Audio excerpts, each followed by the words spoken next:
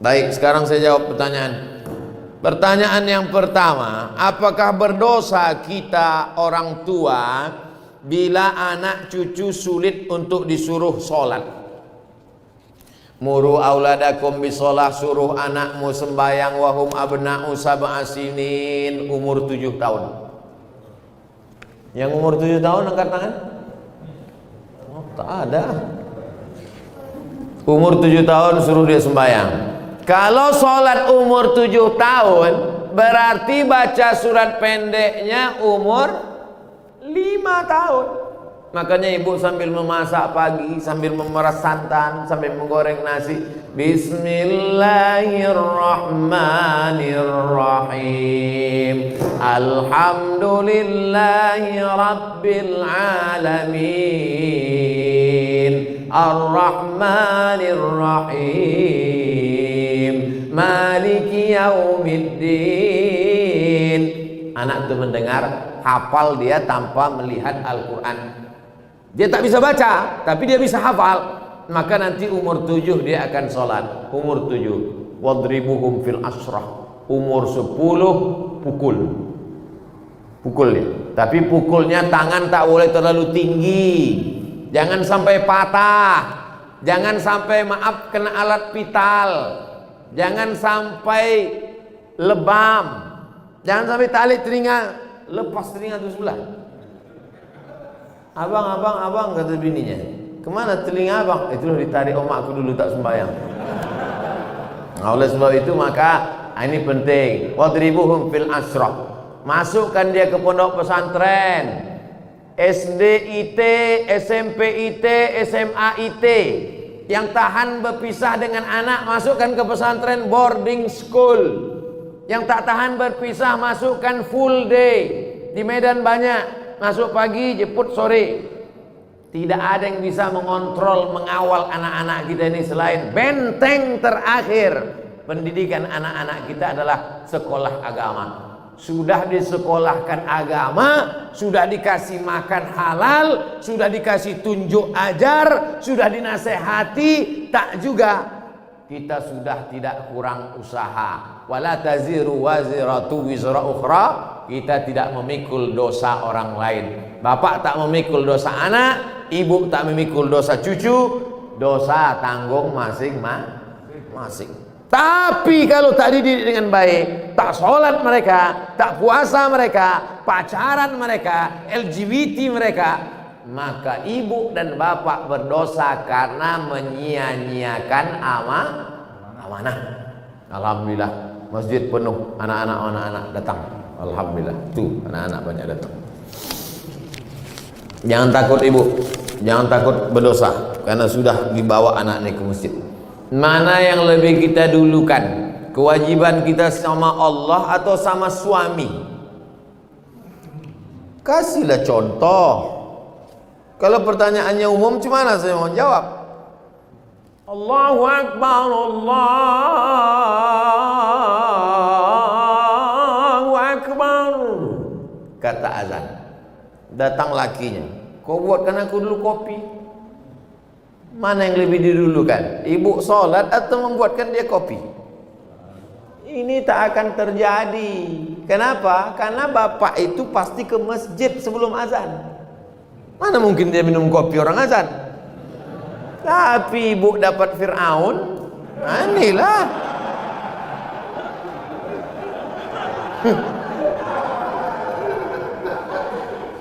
Taatlah kepada suami. Innama huwa jannatuki wa naruki. Suamimu itu bisa jadi surgamu, suamimu itu bisa jadi nerakamu. Kan itu yang selalu dihafal hadis oleh suami kan? Surga kau sini.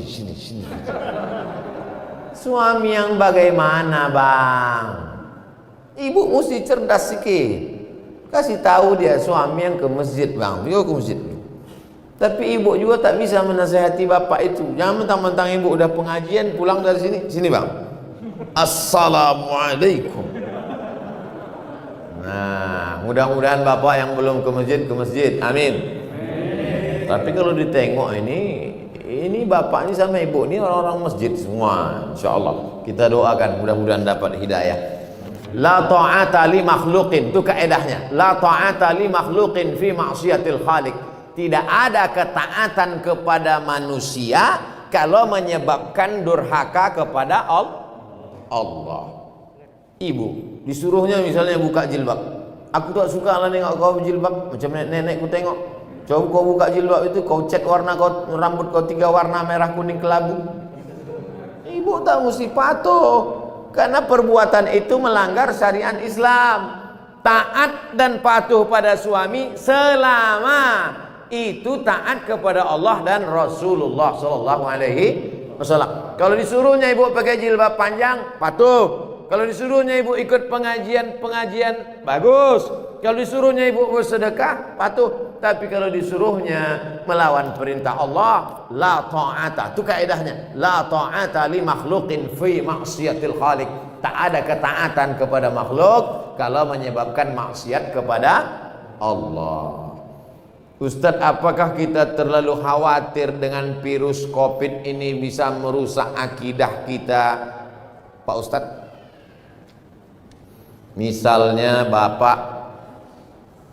Misalnya bapak saking takutnya kena penyakit paranoid, ketakutan tak tentu arah, itu tauhidnya sudah kena itu.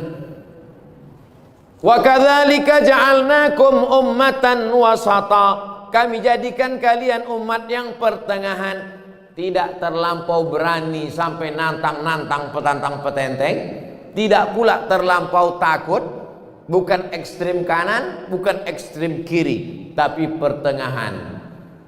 Berserah diri kepada Allah, beribadah, ikut protokol, tetap ikuti, jangan terlalu terbawa oleh media.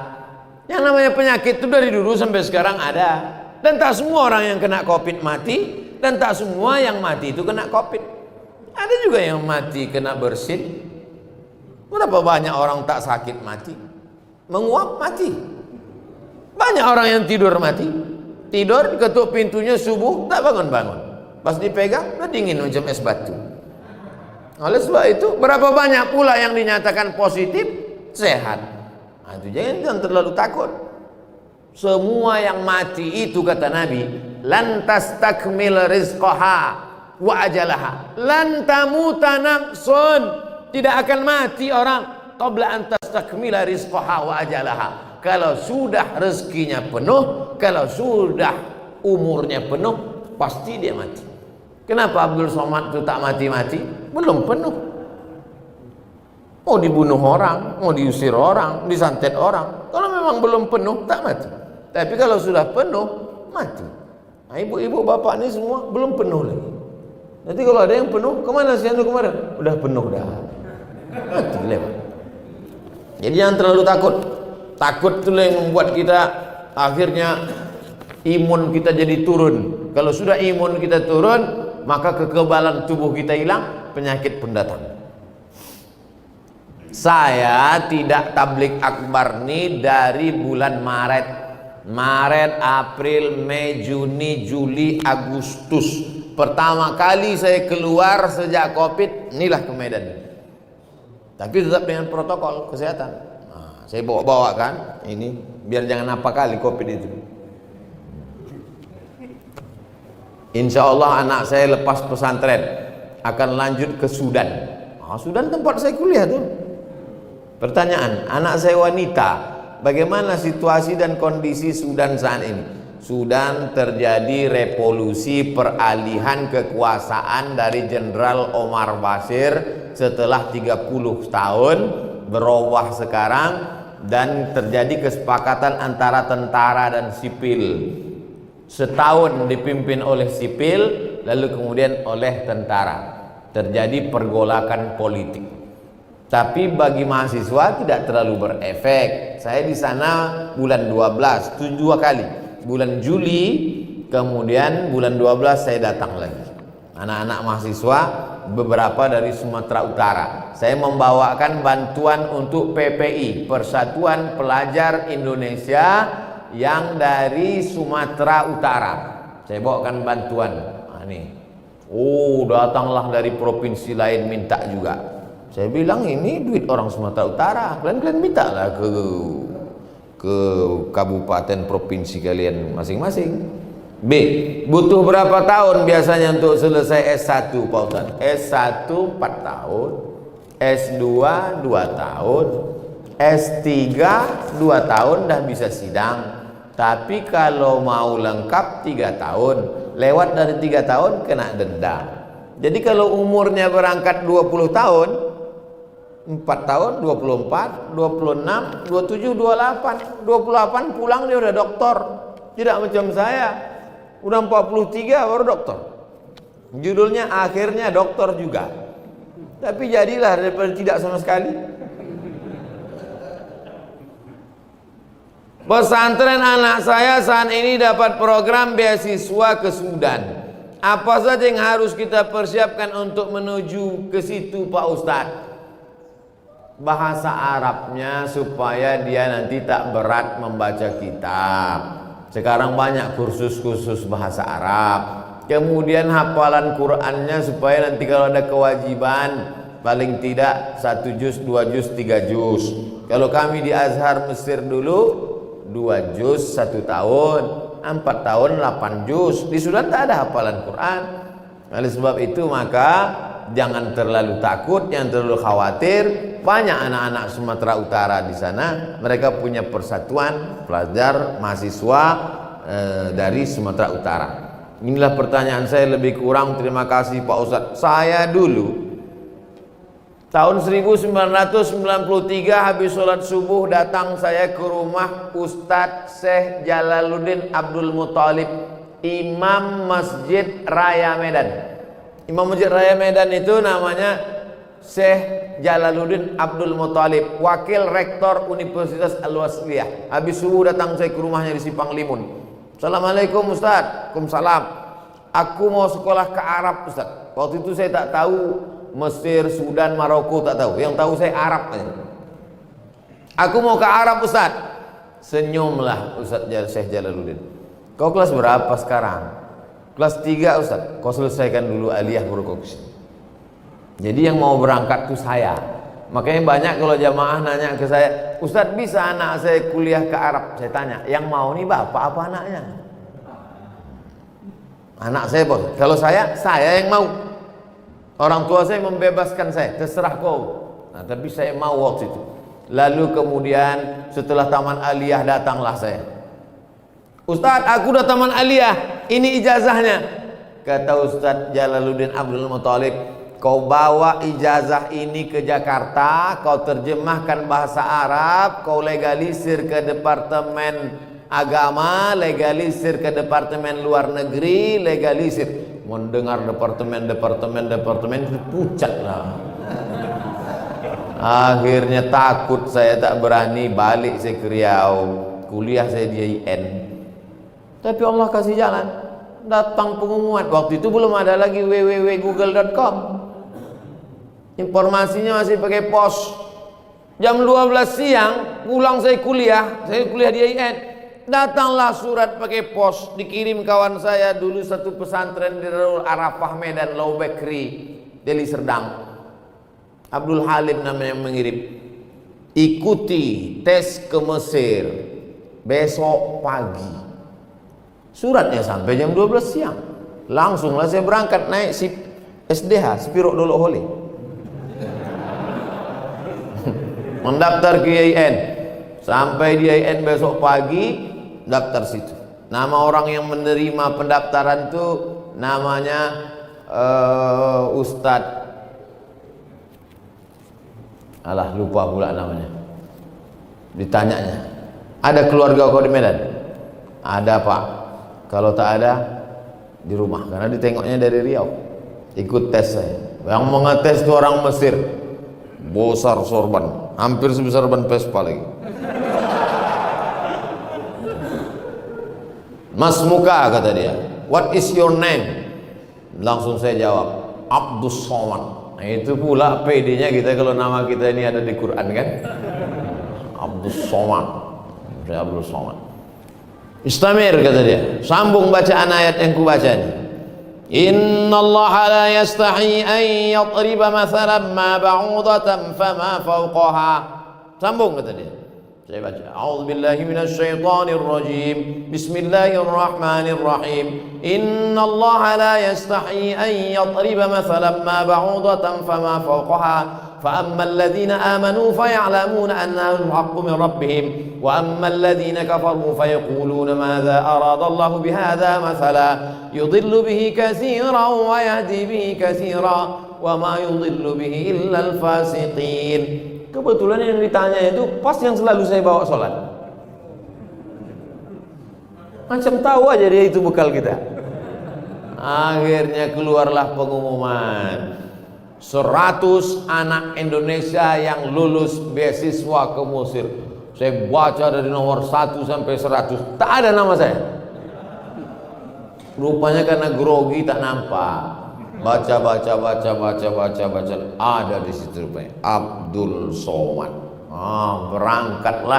Berangkatlah dari Jakarta dulu, pelatihan 2 bulan. Saya adik-beradik 2 orang. Anak pertama laki-laki, adik pun laki-laki. Orang tua sayang. Bukan saya ini 12 orang lalu pergi satu lupa dia, nah, pergi.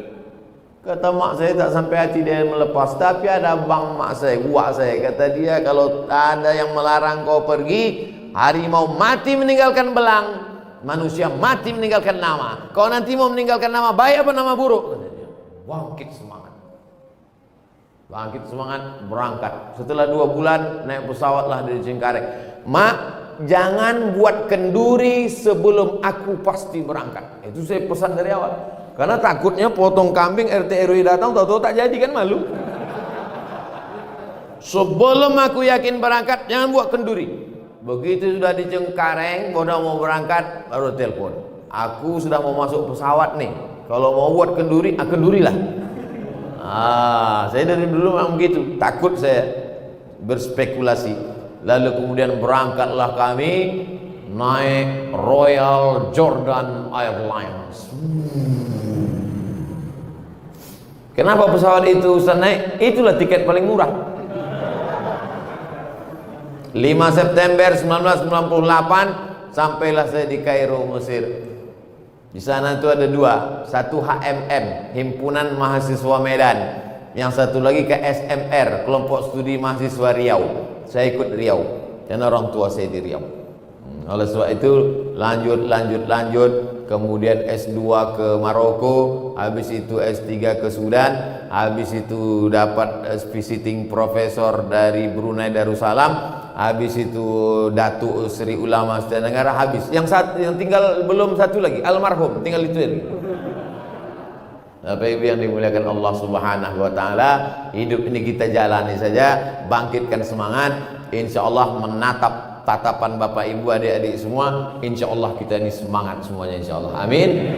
Ya rabbal alamin. Ala hazihi niyah wa kulli niyatin shalihah. Al-Fatihah.